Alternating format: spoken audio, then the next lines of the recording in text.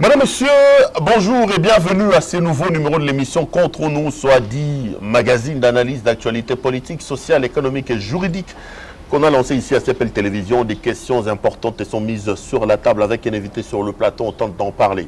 Vous remarquez que nous ne tournons pas dans notre décor habituel? Eh bien, parce que nous sommes à Lubumbashi, capitale cupifère, capitale de la province du Haut-Katanga, où nous sommes venus dans le cadre de ce travail, mais nous en profitons aussi pour tourner ces émissions.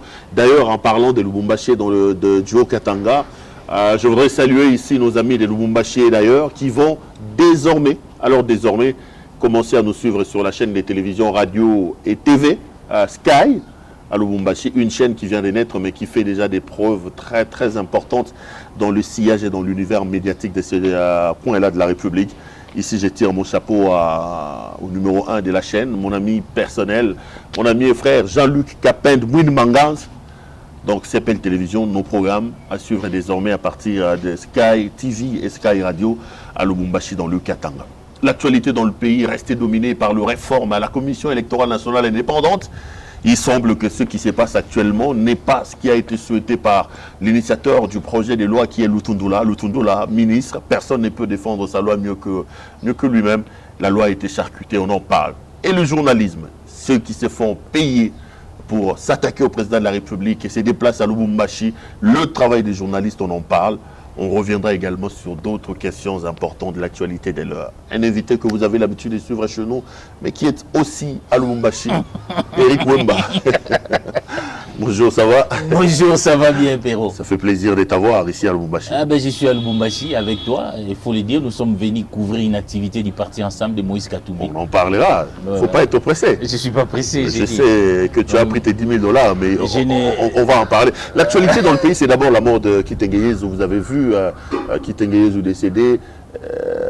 Quelle est l'image que vous gardez de cet homme? Beaucoup parleraient de ce tweet assez ésotérique, très compliqué à saisir. Vous, Wemba, je présente d'abord mes condoléances à sa famille biologique, mais également à la présidence de la République, parce que c'était quelqu'un de très important, les hauts représentants. C'était pratiquement les menaces grises de Félix Tshisekedi. Donc lui-même, le chef de l'État vient de le dire, c'est une grande perte. Une grande perte, c'est l'homme qui a travaillé contre l'ennemi en face. Il avait recruté certains Mobutistes. Moi, j'ai appelé, il y avait Chimbomo Mukuna, il y avait Vundoawe. Face au Néhémie, il y avait une bataille, mais finalement, le camp Tshisekedi a gagné la victoire politique avec la réqualification de la nouvelle majorité. Mais c'est lui qui a été au cœur de cette lutte-là où il fallait à tout prix mettre fin au dualisme. Donc l'union sacrée et l'anéantissement de Kabila, ce sont les œuvres de Kitengeyezou. En tout cas, les œuvres de Kitengeyezou. C'est les menaces grises du régime. C'était Kitengeyezou. Il a remporté certes une victoire politique, mais je crois que la bonne manière de récompenser et de l'honorer aussi pour sa lutte, et qu'une victoire politique n'est qu'une victoire politique si elle se concrétise aussi sur les plans social, sécuritaire et économique. Vous savez, la politique est ingrate. Non, mais Kitengeyezou, je ne vais pas faire son procès ici, on ne fait pas un procès à un mort, mais Kitengeyezou, de son vivant, et surtout vers ces derniers jours sur la Terre, il cristallisait un peu l'incompréhension et la confusion qui règne autour de Félix. Comment vous, comme journaliste, vous expliquiez le fait que Mobutiste rompu qui a fait la guerre avec Tshisekedi Mulumba puisse à un moment donné devenir la plaque tournante du régime du fils de Tshisekedi? Comment ça s'explique ce mariage entre le tshisekedisme et le mobutisme incarné par Kitengeyezou? C'est ça même, c'est quand même sur le plan idéologique une grande contradiction. Vous saviez par exemple les jours où M. Kitengeyezou s'est attaqué à l'église catholique, quand l'église catholique alertait pour qu'il n'y ait pas de glissement aux élections, j'étais intervenu à l'époque à une émission kiosque pour rappeler que l'église est restée constante et que les forces du changement, notamment l'IDPS, ne devaient pas oublier que l'église catholique les a accompagnés. Le 16 février, pourquoi les Congolais ont été dans la rue? C'était pour réclamer la réouverture. Le 16 février 92. 92. Okay. C'était pour réclamer la réouverture des travaux de la conférence nationale souveraine. Et à cette époque, c'était le gouvernement Ngous qui avait bloqué les travaux de la conférence. Et il s'est fait que les ministres des médias, qui étaient pratiquement les nazis gobels de l'époque du régime de Mobutu, c'était Kitengeyezou, qui devait passer comme Mende le faisait pour justifier le massacre des chrétiens. Et dans cette lutte pour les changements, c'était Tshisekedi. Et Kitengeyezou était dans les courants avec les Mandoum Djoulaniati et consorts pour bloquer justement la marche vers la démocratie incarnée par Tshisekedi. C'est comme ça qu'il y avait une conférence nationale souveraine qui avait pris des résolutions, mais pour court-circuiter les résolutions de la conférence nationale souveraine, c'était le dire des Mobutistes ont organisé ce qu'on appelait les conclaves. Donc Tshisekedi a joué un rôle aussi important contre la marche de la République démocratique du Congo pour la démocratie. Mais comment il se retrouve plaque tournante? Il se retrouve à côté de Tshisekedi, on comprend. Comment expliquez-vous le tshisekédisme et le moboutisme? Aujourd'hui, Kitengézo était devenu plus important que les fils maison des l'UDPS, les gens qui ont fait le combat avec la lutte. Quelqu'un disait même que pour lui, il considère les fascismes comme les néo-moboutismes. Parce que nous voyons quand même que dans les régimes des fascistes, des Tshisekedi, beaucoup de dérives dictatoriales. Vous parlez de Tshisekedi Je parle de Tshisekedi Félix. Donc la présence de Kitengézo à côté, on a vu quand même qu'il y avait beaucoup de dérives. Ça veut dire qu'ils étaient dans une logique que moi je n'ai pas appelée machiavélique. Où à un moment donné, il fallait, on pouvait violer la Constitution et les lois de la République, mais pour asseoir les pouvoirs. Avec Kitengézo, ils ont pratiquement, c'était les droits de la force. Vous avez vu les droits de la force à l'installation de la Cour constitutionnelle. Vous avez dans beaucoup de choses, c'était vraiment les droits de la force. Lisez Bongeli qui, quand il parle entre pragmatisme et juridisme, l'ennemi était en train de rêver en disant qu'on viole la Constitution. Mais pour autant, pour eux, il y avait même un slogan, les salis du peuple et la loi suprême.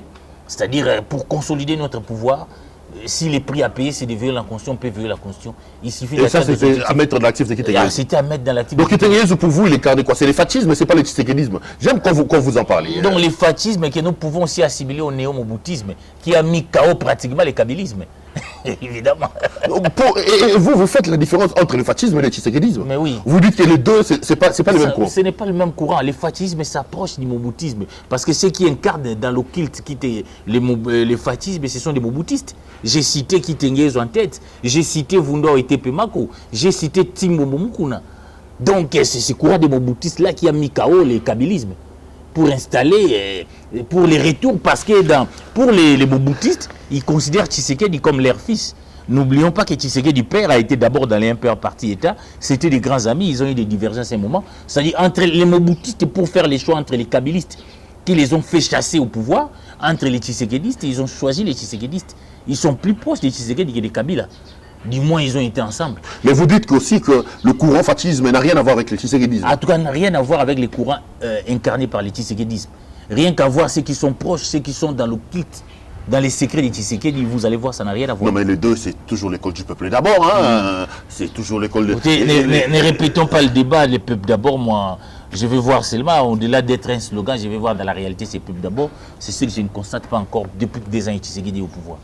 Éric Wimba, vous avez fait du combat sur la réforme électorale, votre combat. Moi, je me rappelle que je vous recevais dans mes émissions, vous alertiez l'opinion que Tshisekedi était en train de mettre la machine en œuvre pour charcuter la loi Lutundula. Ce que vous voyez aujourd'hui à l'Assemblée nationale sur la loi organique portant organisation et fonctionnement de la CENI, vous désole, vous vous dites quoi? Que c'est un coup qu'on porte à notre démocratie? Alors, nous sommes en train de vivre Kabila sans Kabila. Ça veut dire qu'il y a cette volonté de conserver le pouvoir à tout prix. Et la bonne manière de conserver le pouvoir, c'est de nous amener à un coup de force électorale. Nous tendons en 2023 vers un coup de force électorale. Malheureusement, les FCC distraient.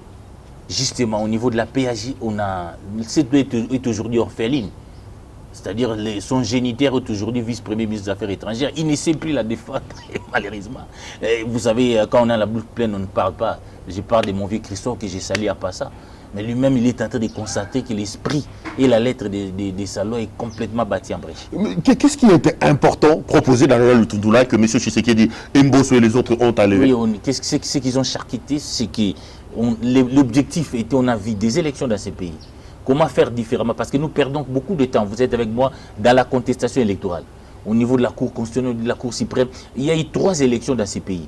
En 2006, en 2011, en 2018. Jamais le perdant n'a félicité les gagnants. C'était toujours des contestations. Vérité désirable. Tout ça, ça continue avec Tshisekedi. Avec Bemba, c'était pire parce que moi j'ai vécu une guerre à Kinshasa. Vous devez le savoir, après les élections, il y a eu une guerre. Et Malouma a publié les résultats dans un char de combat. Et c'est que, tirant toutes ces conséquences-là, il y a eu un groupe de G13 qui a estimé que est-ce que les Congolais ne devaient pas se mettre d'accord pour un consensus sur les réformes électorales. Parce que les bonnes institutions, les bonnes élections agentent des bonnes institutions, et les bonnes institutions peuvent nous amener au développement. Mais malheureusement, c'était dans cet esprit-là que Lutundula, juriste chevronné, a initié. Il n'y a pas que cette loi-là. Il y a beaucoup de lois relative à la réforme de la loi électorale. Et il y a la loi, c'est que Lutundula amène la loi portant organisation de la CENI. Il y a la loi électorale. En même temps, il y aura une révision constitutionnelle pour que nous retournions au détour. Parce qu'on a constaté que les un tour posent problème. Maintenant, nous sommes à la première phase de la loi sur la CENI, où on devait voir la bonne foi du pouvoir actuel d'améliorer les choses pour de bonnes élections. Malheureusement, ils sont tombés dans les mêmes pièges où on prépare des élections, comme on dit en Afrique, on n'organise pas les élections pour les perdre. Moi, je ne vois pas. J'ai comme l'impression que vous prêtez les intentions. Je ne prête pas parce que vous allez voir... Dans le fond, même quand vous lisez la toute dernière sortie du FCC, même le FCC va sur cette lancée-là. La question de l'organisation des élections, c'est une question d'unanimité. Et si l'unanimité est trouvée il n'y a pas avec le format proposé par Mbosso actuellement, c'est quoi le problème? Je vous ai vu lire Fayoulou. Donc il y a une contestation, mais on est tombé dans un piège. On a charcuté la loi Lutundula. N'oublions pas qu'à juin 2019, je crois, quand on a désigné Malonda, il y a eu une marche ici à Kinshasa. Les gens sont morts. Même les Kabouis ont été dans la rue. Les FCC, tout le monde a dit, écoutez, cette manière de choisir Malonda, pas question. Il faut d'abord des réformes.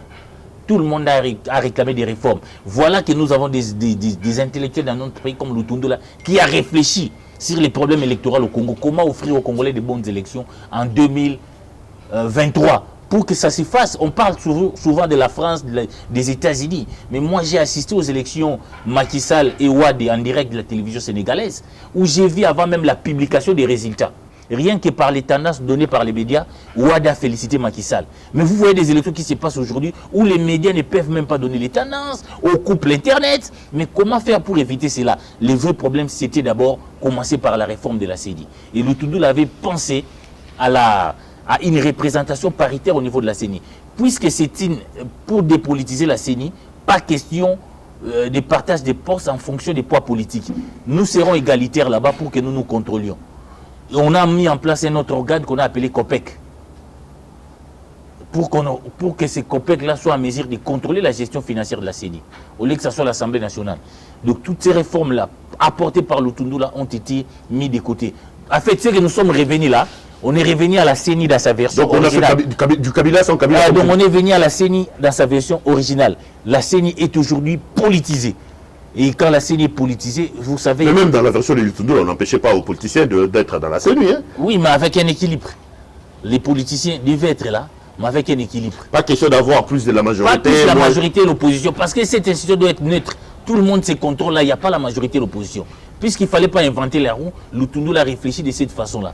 On n'amène pas l'opposition et la majorité dans les élections parce que les résultats là doivent mettre d'accord tout le monde. Alors on a mis ça de côté, on a mis des structures comme COPEC de côté, et pire encore, on est allé au-delà pour dire que si la composante n'arrive pas à choisir son candidat, la plénière peut trancher. Donc il y a ce qu'on a mis dans cette loi-là, c'est vraiment une préparation, un coup de force électorale en 2023. Et je suis désolé, et c'est cela le problème de ces pays. Vous savez ce que les FCC vient de faire, les FCC Kabila est désolant. Et c'est l'erreur que les Congolais ont commis en 1960. Laissez-moi vous le dire. En 1960, quand nous avons eu notre indépendance, il y a eu une table ronde politique. Maintenant, on a demandé une table ronde pour des réformes économiques et sociales. Tout le monde est parti. Aujourd'hui, à dire les réformes. Les FCC, aujourd'hui, c'est le partage des postes. Comme tous les jours. Nous voulons prendre les postes des rapporteurs. Nous voulons prendre tel poste. On a mis la réforme de côté. Et qu'on demain, quand il y aura des élections, on va nous dire vérité des urnes. C'est maintenant qu'on prépare des bonnes élections. Pendant qu'on alertait, vous voyez, même moi, je venais crier comme Jean-Baptiste pour alerter qu'on est en train de charcuter. Personne ne voulait m'attendre. J'ai vu un communiqué de la MOCA, mais en retard. Mais là, ils sont déjà avancés. C'est déjà passé au niveau de la PAJ. Tout est fait pour que ça puisse être validé au niveau de la plénière de l'Assemblée nationale. C'est-à-dire qu'il faut prévenir, il faut anticiper dans les combats politiques. Il ne faut pas subir. Maintenant, on va subir. Non, mais nous sommes en démocratie, Eric Wemba. La démocratie, c'est la loi de la majorité. Non, je n'ai jamais été d'accord avec cette... Nous sommes en démocratie. Je n'ai jamais été d'accord avec cette mauvaise définition de la démocratie. La démocratie, ce n'est pas la loi de la majorité. C'est la raison de la majorité. Sinon, les fonds islamiques d'Issali en Algérie seraient au pouvoir. C'est la raison, la majorité doit avoir raison. Mais pour les cas échéants, une population a manifesté. Il y a eu une manifestation publique dans ces pays. Les Congolais sont morts. Ce n'est pas parce que vous êtes majorité à l'Assemblée nationale qu'on vous a vendu la République, monsieur. Je vous rappelle qu'il y a eu des lois qui ont été adoptées, comme la loi Safari en France. Mais parce que les gens ont manifesté, on a retiré ça. Les gens ont été dans la rue, on a désigné Malonda à l'Assemblée nationale. Par la majorité FCC, mais pourquoi ça n'a pas été validé? Parce qu'on doit respecter. Le peuple voulait des réformes. Et ce n'est pas parce qu'ils sont majorité là-bas, Union sacrée, qu'on les a vendus la République. Cette République nous appartient en tant que citoyens. Nous avons toujours un droit de regard. En démocratie, il y a des institutions organiques et non organiques. J'ai toujours considéré une manifestation comme une institution organique. Quand les Congolais marchent pour une volonté de l'Assemblée nationale, qui est censée représenter cette population... Donc on s'en fout de la majorité. Parce que vous vous dites quoi, c'est la démocratie, c'est pas la voix de la majorité, c'est la raison de la majorité. Ce n'est pas la loi de la majorité, mais la raison de la majorité. C'est Camille qui le dit. Ok. Donc, pour vous, rien à faire, nous ratons les réformes, ceci rentre dans le cadre de la machine mise en place par M. Tshisekedi pour conserver les pouvoirs. Par un coup de force électoral, Tchadar, il n'avait pas eu tort quand il avait dit qui contrôle la Cour constitutionnelle, la CENI contrôle les élections. Aujourd'hui, Tshisekedi contrôle la Cour constitutionnelle. Avec Kilouba là-bas, il ne faut pas y aller là-bas. Il n'y a plus les droits là-bas. Moi, je l'ai dit, je suis sûr. Il y a une CENI politisée qui va être mise en place pour un coup de force électorale. Tout le monde est distrait, on attend la dernière minute pour pouvoir parler de la vérité des yeux. C'est maintenant qu'il faut se battre pour obtenir les bonnes élections. Se battre pour pouvoir à l'heure actuelle, c'est quoi? Demander au peuple de descendre de nouveau dans la rue? Il faut quoi? Il faut que la dynamique de la rue parle. Je ne suis pas là pour demander aux politiciens ce qu'ils doivent faire. Ils savent. Et je suis témoin, le 15 janvier, il y avait une loi électorale liberticide ici qui conditionnait les présidentielles au recensement. Les Congolais ont été dans la rue. Moi, je ne suis pas là pour faire le travail des politiciens. Je suis journaliste, chien de garde de la démocratie, j'alerte les dangers. Si aux politiciens, à ceux qui veulent compétir, de prendre leurs dispositions pour de bonnes élections. Moi, je joue mon rôle. Ne me demandez pas d'appeler les Congolais à la rue. Non, mais parce que vous me dites qu'il faut s'organiser pour freiner ça. Je voulais avoir un peu le postulat. Freiner, oui, mais vous voulez aller sur quel angle? Vous voulez aller sur quel... Les politiciens doivent mettre en place leur stratégie. J'ai vu Fayulu crier, il va mettre les gens dans la rue. Il a dit, ils vont appliquer l'article 64, on va voir, ils doivent adopter. Donc, je crois qu'ils savent ça qu'ils doivent faire. Notre rôle, moi et toi, c'est d'alerter sur les dangers à venir. Madame, monsieur, vous suivez l'émission Contre nous, soit dit. Aujourd'hui, notre invité, c'est donc monsieur Eric Wemba. Avec lui, nous sommes en train de faire la lecture de la situation politique dans le pays. Eric, j'ouvre vite une parenthèse. Vous faites quoi à Lubumbashi? Qu'est-ce que vous êtes venu faire, vous, à Lubumbashi? Je suis venu ici pour couvrir les activités d'un parti politique qui s'appelle Ensemble. Il s'est fait que ce parti est présidé par M. Moïse Katumbi. Non, mais c'est là justement le problème. Parce que les réseaux sociaux et beaucoup de gens disent que il y a un groupe de journalistes qui ont été achetés par M. Katumbi pour saper l'image de M. Tshisekedi. Et là, vous êtes dans le pays, ici à Lubumbashi, justement, pour recevoir des orientations. J'aurais bien voulu... Vous comprenez Je réponds quand même parce qu'il faut me poser. J'aurais pu avoir l'attitude de Giscard d'Estaing. Il faut laisser les basses choses mourir de l'air pour poisson. Vous comprenez? Donc, un journaliste est là. Il est l'intermédiaire entre l'opinion et les acteurs. Je considère que ceux qui ont fait l'école du journalisme, moi je ne suis pas un journaliste autoproclamé, je ne suis pas autoproclamé journaliste dans les réseaux sociaux. J'ai un parcours, j'ai diplôme à l'IFASIC, j'ai été au journal Phare, je suis maintenant au Forum des As, j'ai été consultant dans certains médias, donc j'ai un parcours à faire, donc je suis retraçable. J'ai eu à faire des papiers où vous pouvez encore retrouver. Donc je crois que les réseaux sociaux, comme disait un jour Tambo Mwamba, les sots qu'on ne pouvait même pas attendre, les idiots qui pouvaient s'arrêter dans des terrasses simplement, maintenant ils se sont déversés dans les réseaux sociaux pour rencontrer des choses. Il y a toute une confusion. Aujourd'hui, on ne sait pas qui est journaliste et qui ne l'est pas. Et c'est justement dommage. Tu n'as pas pris les 10 000 $ de Moïse Katumbi pour taper l'image de M. Tshisekedi? Moi, je suis venu couvrir un parti politique, je n'ai pas vu là où on est en train de Qui vous paye les billets, qui vous paye l'hôtel, qui vous nourrit, qui vous donne des frais d'émission, qui vous donne 10 000 $. Vous êtes des journalistes katumbistes, Eric Wemba, c'est ça le problème? Bon, je ne sais pas ce que ça signifie être journaliste katumbiste. Parce que je suis journaliste, j'ai couvert aussi les jours où on a publié pour la première fois le gouvernement Ilunga Ilukamba. J'ai passé nuit au nom de la recherche de l'information. Et c'était la manchette de notre journal. Le journal était sorti à 5 h. Je prends Polydor Moboya, mon éditeur à l'époque, en témoin. Je suis un journaliste, j'ai la passion d'informer. J'étais ici à Lubumbashi quand on a empêché Katumbi d'entrer à Kasumbalisa. Et je ne pense pas que nous faisons ce travail pour l'argent. Je suis un journaliste, c'est mon devoir. Mon contrat de confiance est avec le public, qui est de la même école que moi. Tu n'es pas devenu journaliste comme dans une génération spontanée. Donc, il connaît les principes. Ici, il y a un principe sacro du journaliste qu'il appelle la notoriété. Katumbi, Tshisekedi sont des acteurs. Quand ils veulent parler sur une situation politique donnée, ils invitent les journalistes. Ce n'est ni un crime que les journalistes puissent aller couvrir les activités de Katumbi. Les autres aspects des choses, moi, en tout cas, je m'en tape. Donc, ça ne vous scandalise pas que... Ça ne me scandalise pas. Ça ne me scandalise pas. Je suis venu faire mon travail des journalistes. Je l'ai fait chez Tshisekedi. les jours où Tshisekedi est venu avec Kamere pour leur campagne électorale, j'étais à l'aéroport. C'est moi d'ailleurs qui ai interviewé Tshisekedi. Je ne suis pas de ces courants de petits Tshisekedistes de dernière ère qui sortent maintenant, qui veulent avoir de l'emploi. Moi, je ne suis pas de ces courants-là. Moi, je suis journaliste. Je suis venu faire mon travail. Donc, venir couvrir les activités de Katumbi ou une conférence de Katumbi, je ne vois pas les crimes jusque-là. Parlons justement des demandeurs d'emploi. Ça me renvoie un peu à une expression que Katumbi a allègrement et longuement utilisée hier dans sa conférence de presse lorsqu'on parle de la question de la nationalité. Katumbi dit, par exemple, je sais que vous êtes la porte-parole de Katumbi, je ne voudrais vraiment pas vous faire réagir par rapport à ça, il dit qu'il sera prêt à se battre pour que cette histoire-là ne passe pas. Je parle au journaliste pointilleux que vous êtes, à quelqu'un qui a l'habitude d'entrer dans des salons feutrés. Quand l'homme dit qu'il sera prêt à se battre, ça signifie quoi pour vous? C'est une question de vie ou de mort. Moi, je les comprends. Katumbi a été gouverneur pendant 10 ans ici à Lubumbashi. Ces problèmes ne s'est jamais posés. Ces problèmes se posent pendant que nous étions dans les élections. Moi, je comprends sa souffrance. Vous ne pouvez pas comprendre parce que vous n'étiez pas. Moi, j'étais ici à Lubumbashi. On devait aller à Kasumbalesa. On a empêché à un Congolais d'entrer sur son territoire. Ce n'est pas acceptable pour l'exclure justement des élections. Alors, nous savons les dégâts que la congolité a créés dans d'autres pays. Oui. J'ai discuté avec quelqu'un de Fayoulou. La loi qu'on nous amène voudrait dire que les enfants de Fayoulou, qui a une forme camerounaise, qui ont bien étudié, des enfants bien formés comme les enfants de Fayoulou, ne peuvent pas devenir présidents de la République, simplement parce que leur maman est camerounaise. Arrêtons ces débats. Ces débats de bas étage, on doit l'arrêter. Mais quand Nolitsani dit que c'est une manière de protéger la République, quand Nolitsani dit que c'est une manière de mettre des personnes loyales qui ne vont pas trahir le pays au sommet de l'État, vous répondez quoi, Nolitsani? Est-ce qu'il n'y a pas eu des Congolais, des pères et des mères qui ont trahi les Congos? Est-ce qu'il n'y a pas eu des Congolais, des pères et des mères qui ont trahi les Congos? J'ai dit à Nolitsani, il y a des Congolais, je ne sais pas, qui ne sont pas des pères et des mères, qui n'ont jamais pris une autre nationalité. Ils sont restés fidèles au Congo.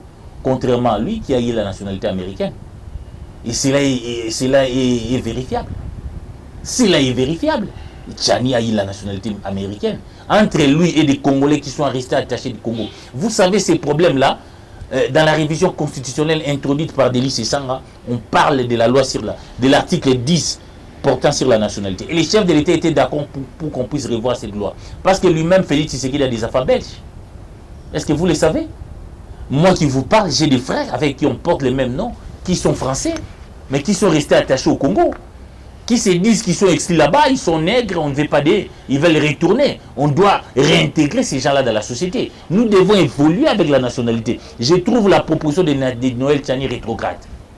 Ça nous fait nullement avancer. Oui, ça nous fait reculer. C'est un faux débat, il ne faut pas exclure les Congolais.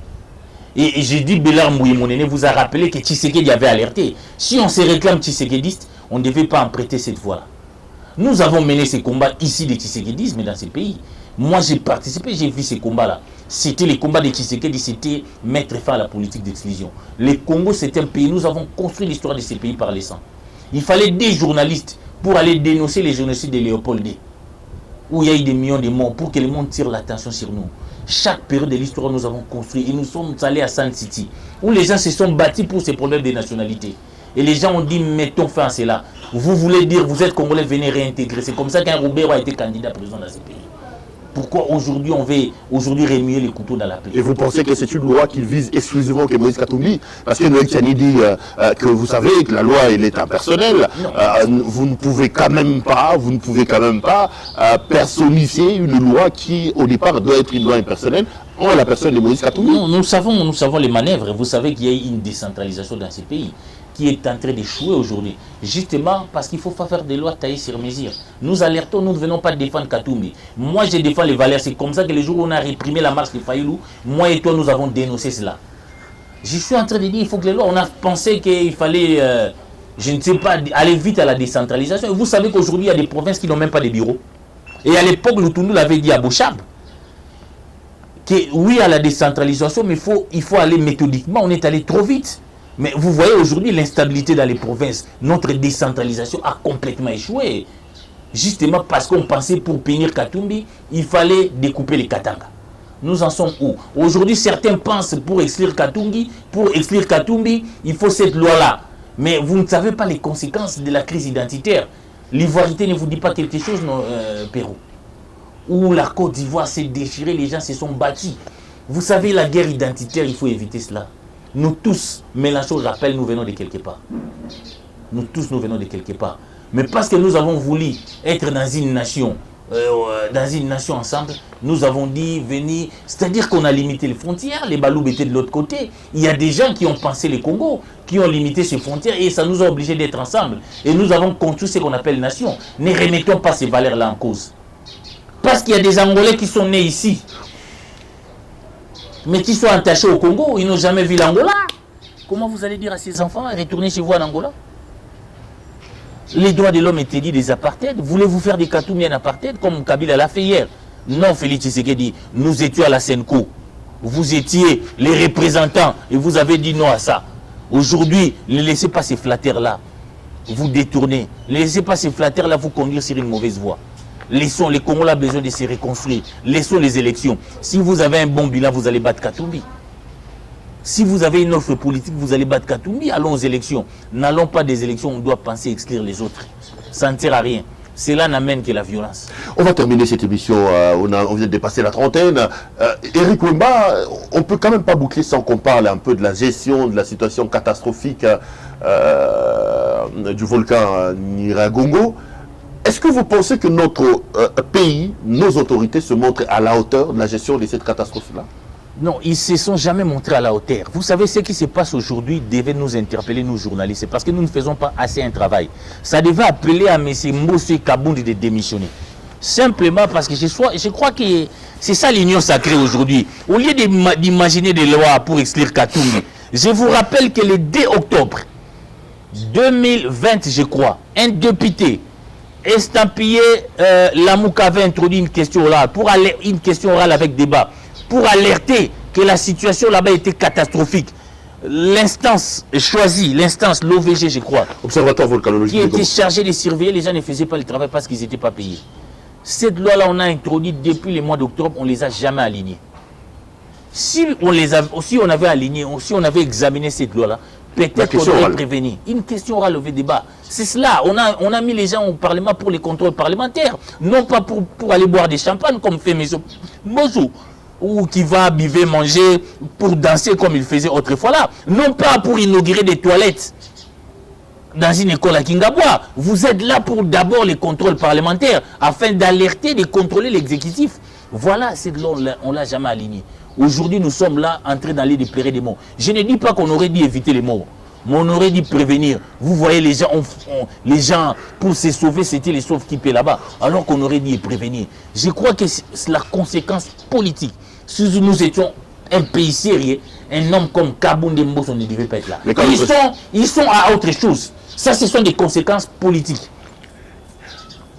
Maintenant, oui, ils sont à autre chose, ils sont dans la loi Tchadi. Mais là où il y a la vie de Congolais, vous voyez comment on a négligé cette loi, cette interpellation aussi importante de ces députés de la Mouka, qui étaient en vacances parlementaires, qui a vu qu'il y avait une situation, qu'il n'y a pas de surveillance. On n'a rien fait, c'est maintenant qu'on dit qu'il faut donner le moyen. Mais gouverner, c'est prévenir. Gouverner, ce n'est pas aller constater des morts. Parce que ces morts, vous ne les avez pas ressuscités. On allait peut-être limiter les dégâts. Si jamais on avait suivi l'alerte de notre député national là, ça c'est catastrophique. Au deuxième volet, l'aspect communication, une grande confusion. Je crois que notre ministre des médias n'est pas à la hauteur. Hein, c'est lui qui gère la communication. Ne dites quand même pas ça de notre ancien confrère. Il n'est pas confrère. Moi, il est ministre, on doit le juger comme ministre. Arrêtez cela, c'est le problème de la République. Les innovations que Mouyaya a apportées à la communication. Non, je crois que Mouyaya a un mérite, c'est les décors. Mais les contenus, jusqu'il est vide. Il n'est pas.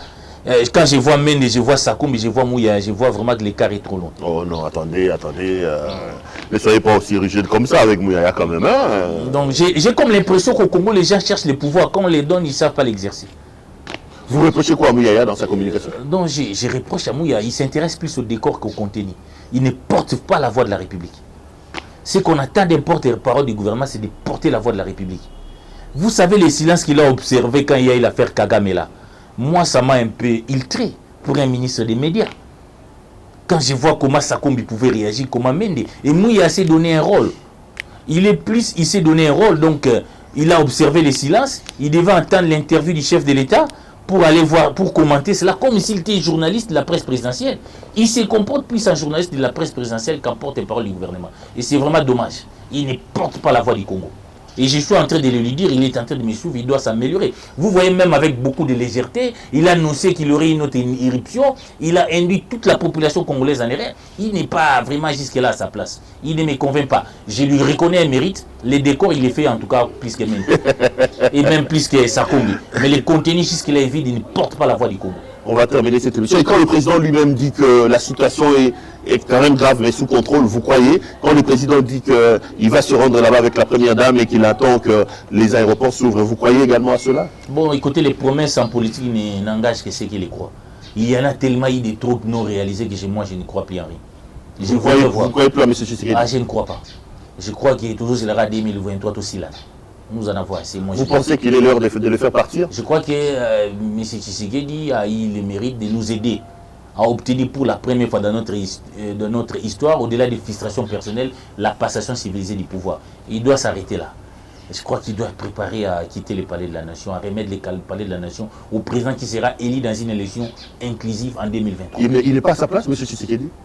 Il est en train complètement d'échouer. Mais historiquement, l'histoire retiendra qu'en 2018, à l'issue des élections 2018, il y a eu passation. C'est ça le mérite que je connais à Tshisekedi. Mais du point de vue de la gestion du pays, c'est catastrophique sur tous les plans. C'est comme ça, ils sont dans des histoires Katumbe, tout ça, non. Vous voyez qu'ils n'ont pas de bilan jusque-là. Je n'en vois pas. Tshisekedi doit partir pour laisser la place à qui? À Denis, c'est ça là? J'ai dit les Congolais devaient choisir. Si c'est Katumbe, c'est Katumbe. Parce que vous-même, vous êtes un Sessanguiste. Si c'est Sessanga, c'est un Congolais. Si c'est Fayoulou, c'est Fayoulou. Si c'est Katumbi, tout ce que nous réclamons, des élections inclusives. Et vous, votre cœur bat pour qui? Non, je ne peux pas. Vous pensez que le meilleur de nous tous qui peut remplacer Tshisekedi, c'est qui? Non, ce n'est pas mon rôle en tant que journaliste de dire si je vais vous battre pour qui, mais c'est que moi, je veux des élections inclusives. Ce n'est pas mon rôle comme journaliste. On doit laisser les Congolais se choisir. Moi, c'est que je vais tout simplement dire, il faut une offre politique en 2023. Les Congolais ont payé toutes les dettes. Nous avons payé les dettes, la dette des Lumumbistes. Vous allez me laisser conclure par là, avec Gizengo au pouvoir qui a promis aux gens qu'il gardait de l'or de Lumumba en Égypte. Il est venu, vous avez vu, c'était l'échec. Nous venons de payer la dette des Tshisekedistes. 32 ans d'élite politique, Tshisekedi est là, c'est la catastrophe. Il faut savoir choisir maintenant. On doit voter par rapport à une offre politique. Comme on vote sous d'autres essais, c'est pourquoi nous voulons les retours au détour. Les gens doivent nous dire qu'est-ce qu'ils doivent faire par rapport à la situation à l'Est. Ou non, voter lui parce que c'est le fils de Tshisekedi. Ou non, voter lui parce qu'il était en prison avec Lumumba. Nous devons mettre fin au choix émotionnel. Nous voulons que demain, qu'il y ait un vote, je ne sais pas, responsable. Ça veut dire par rapport à une offre politique. Les Français ont voté Macron parce qu'il a donné une offre politique. Fini ces élections émotionnelles qui n'ont fait que reculer le Congo. On a payé toutes les dettes. Nous avons payé la dette de Lumumba, c'est fini. On a payé la dette de Tshisekedi, c'est fini. Le candidat de demain doit nous présenter une offre politique. Éric Goïma, merci d'être venu nous voir. Merci. Ces chevaux, revenez quand vous voulez. Merci. Madame, monsieur, cette émission est terminée. Ça a été donc un grand plaisir pour moi de vous la présenter. Je vous retrouve demain pour un autre numéro. Portez-vous bien et restez branchés sur nos programmes. Bonsoir chez vous.